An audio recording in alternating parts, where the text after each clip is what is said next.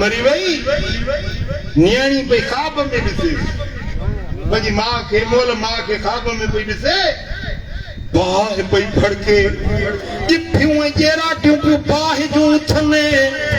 थोड़ंदियूं अचनि उन जी मां खे साड़ण जे लाइ हिकिड़ी पुराणी फाटल रिली हुई जंहिंखे टुंगड़ा सोराख हुया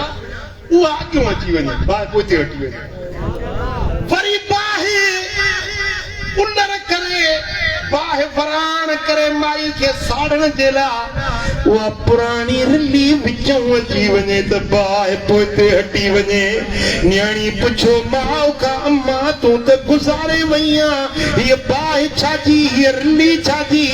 चई त न्याणी मां बद अमलुनि जे करे इहा जेका बाहि ॾिसी थी सा जहन्नम जी बाहि आहे मूंखे साड़ण थी अचे सारी जिंदगी में या पुरानी रिली फाटल रिली मूं हिकिड़े फ़क़ीर पेनू गदागर खे या फाटल रिली ख़ैरात में ॾिनी हुई या रिली अॼु मुंहिंजे बाहि खां ओट अची वेंदी आहे दोज़ख जी बाहि खां या रिली बचाईंदी आहे हाणे मुंहिंजी अम्मा तूं त ॿुधाए त घणियूं सवड़ियूं क़बर में खणी वेंदी आहे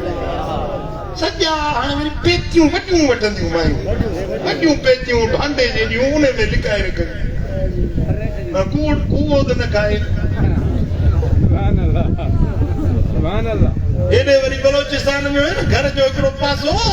छत ताईं सवड़ियुनि सां हीअं कतार करे रखंदा हिकिड़ी रिली पंहिंजी ॿी रिली ज़ाल जी टी रिली ॿार जी चौथी रिली महिमान जी पंजी रिली शैतान जी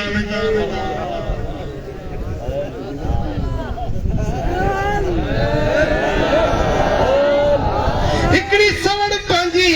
ॿी सवड़ ज़ाल जी टी सवड़ ॿार जी चौथी सवड़ महिमान जी पंजी सवड़ शैतान जी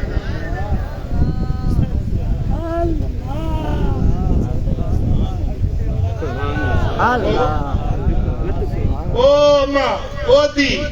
कुछ ये रिव्यू में खैरात कर जहन्नम जी बाहि खां बचण चाहींदी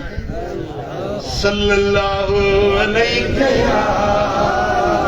रसूल